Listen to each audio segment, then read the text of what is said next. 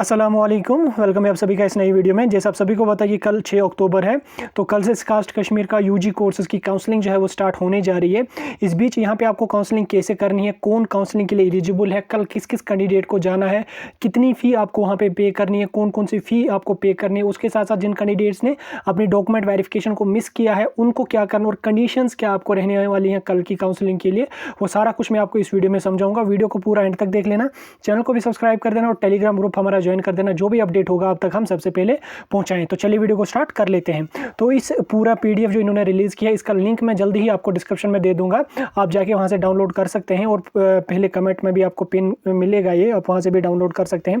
तो पहले हम देख लेते हैं कि कल किस किस कैंडिडेट को काउंसलिंग के लिए जाना है। देखो कल थर्सडे है, 6 अक्टूबर है कल। चाहे कैंडिडेट ने फिजिक्स केमिस्ट्री बायोलॉजी से हो या फिजिक्स केमिस्ट्री मैथमेटिक्स से हो, वो कल जो है जिसके पॉइंटर्स यहाँ पे 117 से लेके 90 से लेके 117 तक जिस कैंडिडेट के पॉइंटर्स हैं, चाहे वो ओपन से हो, आरबीए, एससी, एसटी, ईडब्ल्यू, जिस भी कैटेगरी से वो जा सकता है। और उसके साथ साथ जो पीडब्ल्यूडी के कैंडिडेट्स हैं, उनके जितने भी पॉइंटर्स हैं, चाहे उनके 10 हैं, 20 हैं, 30 हैं, 40 हैं, 100 हैं, 110 हैं, वो भी जो है यहाँ पे कल उनको जाना है। तो दो आपको यहाँ पे मैंने बता दी, एक तो बाकी कैटेगरीज के, एक जो हमारे पीडब्ल्यूडी के कैंडिडेट्स हैं, वो जितने भी हैं वो कल उनको काउंसलिंग के लिए जाना है। और जो बाकी कैटेगरी से हैं, चाहे ओपन से हो, आरबीए, एससी, एसटी, ईडब्ल्यूएस, जिनके पॉइंट्स 90 से लेके 117 तक हैं, वो यहाँ पे कल जो है वो काउंसलिंग के लिए जाएंगे। तो रिपोर्टिंग टाइम आपको कितना रहने वाला है, आपको 9 बजे जो है शालीमार सेक्शन इनका है, तो वहाँ पे चले जाना है, आपको 9 बजे रिपोर्टिंग करनी है। उसके बाद आपकी काउंसलिंग जो होगी, रिपोर्टिंग तो वहाँ पे आपने कर दी, अटेंडेंस वगैरह आपकी हो जाएगी। 10:30 बजे आपको एग्जैक्टली आपकी काउंसलिंग जो होगी वो स्टार्ट हो जाएगी।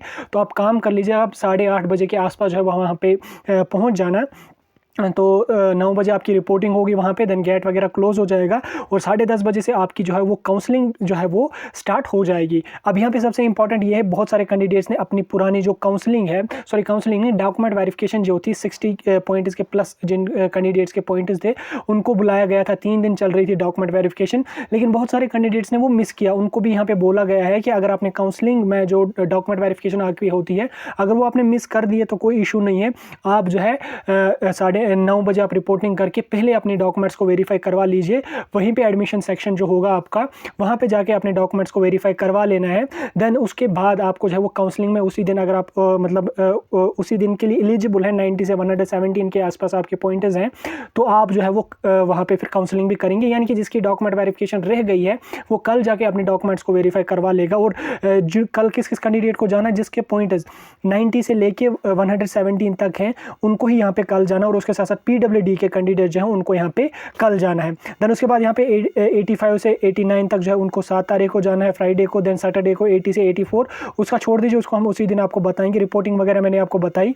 देन उसके बाद क्या होगा, जब आप वहाँ पे काउंसलिंग कर लोगे, अगर आपको वहाँ पे कॉलेज अलॉट हो गया, ठीक, जो ही आपका वहाँ पे कॉलेज हो गया, यहाँ पे इन्होंने एक इंपॉर्टेंट अच्छा अपडेट इसमें रखा है कि जिस कैंडिडेट को कॉलेज अलॉट नहीं हो जाएगा उसको फ़ी पे नहीं करना पड़ेगा। काउंसलिंग का फ़ी उसी कैंडिडेट को पे करना पड़ेगा जिसको जो है वहाँ पे कॉलेजेस अलॉट हो जाएंगे। ऐसा नहीं है जेके बोपी वालों की तरह उन्होंने हर कैंडिडेट को जो है 1000 फ़ी पे करना पड़ेगा, आपको रजिस्ट्रेशन का भी, काउंसलिंग का भी 1000 फ़ी पे करना पड़ेगा, फिर कैंडिडेट की सिलेक्शन हो या ना हो, ऐसा कुछ भी नहीं है इसमें सिर्फ और सिर्फ उन कैंडिडेट्स को फ़ी पे करना पड़ेगा जिनको सिलेक्शन हो जाएगी। पहले आपने काउंसलिंग पार्टिसिपेट किया, काउंसलिंग में आपकी जो ही अलॉटमेंट हो जाएगी, वहाँ पर अगर आपको कॉलेज अलॉट हो गया तो आपको जो है 1000 पहले काउंसलिंग का फ़ी पे करना पड़ेगा। देन उसके बाद आपको बाकी की जो फ़ी होगी एडमिशन की, वो आपको वहीं पे करना पड़ेगा।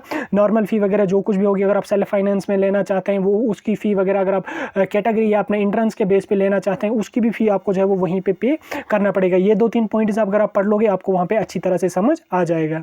तो देखिए, अगर कोई कैंडिडेट जो फ़ी आपको है वो पे कर नहीं पाया, तो उस कंडीशन में क्या होगा कि उसकी सीट जो होगी वो कैंसिल हो जाएगी और वो दूसरे मेरिट के कैंडिडेट को दी जाएगी। इसलिए जिन कैंडिडेट्स के पॉइंट्स जो काउंसलिंग के लिए जा रहे हैं कल, वो अपनी फ़ी का बंदोबस्त करके ही जाना, क्योंकि अगर आप फ़ी वहाँ पे नहीं कर पाओगे तो आपकी सीट जो है वो कैंसिल हो जाएगी और वो दूसरे कैंडिडेट को दी जाएगी। उसके साथ साथ तीसरा पॉइंट यहाँ पे ये लिखते हैं कि जिन कैंडिडेट्स को काउंसलिंग के लिए बुलाया गया है वो उसी दिन, ऐसा नहीं है कि 90 से लेकर 117 तक पॉइंट्स को जो है वो कल चले जाना है, आप परसों चले जाओगे या उसके दूसरे दिन चले जाओगे तो आपको वहाँ पे एक्सेप्ट नहीं कर दिया जाएगा। जिसको कल जाना है वो कल ही जाएगा, जिसको परसों जाना होगा वो परसों ही वहाँ पे जाएगा। उसके बाद जो सीट्स आपकी होंगी वो जो है प्योरली मेरिट बेस्ड रहेगी, सॉरी मेरिट नहीं मतलब मेरिट बेस्ड ही रहेंगे। जो यूईटी का आपका मेरिट है, ऐसा नहीं है कि 12th की मार्क्स के बेस पे आपका हो जाएगा। जो यूईटी का आपका रैंक है या यूईटी का आपका मेरिट है उसके बेस पे हो जाएगी। और उसके साथ साथ जो कैंडिडेट जिनकी डॉक्यूमेंट वेरिफिकेशन फेल हो गई है, यानी कि जिसके डॉक्यूमेंट्स वेरीफाई नहीं हुए हैं, उनमें कुछ खराबी वगैरह थी या उसके जो है गलत डॉक्यूमेंट्स थे, तो वो यहाँ पे एलिजिबल नहीं होंगे काउंसलिंग के लिए। उसके साथ साथ नेक्स्ट पॉइंट जो यहाँ पे 6th वाला है, इसमें लिख रहे हैं कि जिन कैंडिडेट्स के पास रिजर्वेड कैटेगरीज हैं, दो हैं, चाहे आरबीए एसटी है या आरबीए एससी है या और कोई है, तो दो में से सिर्फ एक जो कैटेगरी होगी उसका बेनिफिट यहाँ पे ले सकते हैं। दो कैटेगरीज का बेनिफिट वो जो है यहाँ पे नहीं लेंगे। उसके साथ साथ नेक्स्ट पॉइंट ये है कि जिन कैंडिडेट्स का ईडब्ल्यूएस है, यानी कि जो ईडब्ल्यूएस कैटेगरी में फॉल कर रहे हैं, उनको जो है वैलिड ईडब्ल्यूएस की सर्टिफिकेट जो 2022-23 सेशन की होगी वो वहाँ पे शो करनी है। उसके बाद जो बाकी डॉक्यूमेंट्स होंगे वो आपको लगा लेनी है। तो बहरहाल इसको छोड़ दीजिए, हम यहाँ पे सबसे इंपॉर्टेंट पॉइंट पे आ जाते हैं। 10th पॉइंट जो है, जिन कैंडिडेट्स को यहाँ पे जो कैंडिडेट्स कल जो काउंसलिंग के लिए जाने हैं उनको 3-4 कुछ सर्टिफिकेट्स भी ले जानी है, वो सबसे इंपॉर्टेंट है, वो मैं आपको समझाऊंगा। फर्स्ट ऑफ ऑल आपको काउंसलिंग का फॉर्म ले जाना है। काउंसलिंग का फॉर्म कैसा होगा वो भी मैं आपको यहाँ पे बताऊंगा। उसके साथ साथ अंडरटेकिंग फॉर्म जो है वो आपको सेल्फ फाइनेंस के लिए लगेगा, वो कैसा होगा वो भी मैं आपको बताऊंगा। उसके बाद अथॉरिटी लेटर जो होगी वो यहाँ पे आपको ले जानी है, वो सब कुछ मैं आपको यहाँ पे इस वीडियो में समझाऊंगा। वो कैसी होती है, कैसे ले जानी, वो भी मैं आपको बताऊँगा। ये थे कुछ इंपॉर्टेंट टिप्स, टिप्स नहीं, जो इन्फॉर्मेशन थी आपकी काउंसलिंग की। अब हम बात आज यहाँ पे कुछ डॉक्यूमेंट्स की, वो मैं यहाँ पे आपको बताऊँगा। फर्स्ट ऑफ ऑल आपको डॉक्यूमेंट वेरिफिकेशन फॉर्म ले जाना है। जिस कैंडिडेट का डॉक्यूमेंट वेरिफिकेशन मिस हो गई है उसको ये फॉर्म लगेगा। इसका पीडीएफ आपको डिस्क्रिप्शन में लिंक मिल जाएगी, उसको डाउनलोड करके इसके पेजेस आपको यहाँ पे मिल जाएंगे। जिस कैंडिडेट को डॉक्यूमेंट वेरिफिकेशन मिस हुई है उसको ये फॉर्म भी ले जाना है साथ में। और उसके साथ साथ जिसने डॉक्यूमेंट वेरिफिकेशन करवा ली है, देन उसके बाद जो वहाँ पे आपको स्लिप मिली है वेरीफाइड डॉक्यूमेंट्स की, वो आपको ले जानी है। और ये वेरिफिकेशन फॉर्म उन कैंडिडेट्स को ले जाना है जिनकी वेरिफिकेशन जो है वो मिस हो गई थी, वो वेरीफाई नहीं करवा पाए अपने डॉक्यूमेंट्स। उसके साथ साथ यहाँ पे आपको सबसे इंपॉर्टेंट जो है वो काउंसलिंग का फॉर्म आपको ले जाना है कल। इस तरीके का फॉर्म होगा, इसको आपने फिलअप कर देना, बाकी अपनी डिटेल्स वगैरह डालनी है, तो ये आपको यहाँ पे फिलअप करनी है। कल मॉर्निंग में मैं इसके बारे में डिटेल में वीडियो एक डालूंगा, तो इस तरह से आपने ये फिलअप कर देना है। और उसके साथ साथ आपको जो है यहाँ पे अंडरटेकिंग फॉर्म लगा लेना है। अंडरटेकिंग फॉर्म उन कैंडिडेट्स को ले जाना है जिनको यहाँ पे सेल्फ फाइनेंस की सीट चाहिए होगी, तो वो अंडरटेकिंग फॉर्म यहाँ पे भर के ले जा सकते हैं। लेकिन ये हर कैंडिडेट को नहीं भरना, ये उन्हीं कैंडिडेट्स को भरना है जिनको जो है यहाँ पे सेल्फ फाइनेंस की सीट लेनी पड़ेगी। उसके साथ साथ अथॉरिटी लेटर उस कैंडिडेट को ले जानी है। अगर कोई कैंडिडेट डॉक्यूमेंट वेरिफिकेशन नहीं करवा पा रहा है, यानी कि वो अगर कहीं बिजी वगैरह है या कुछ काम है, तो उस कंडीशन में जो है वो कैंडिडेट अपने बदले किसी और को भेज सकता है। तो अथॉरिटी लेटर आपको बना के ले जानी है।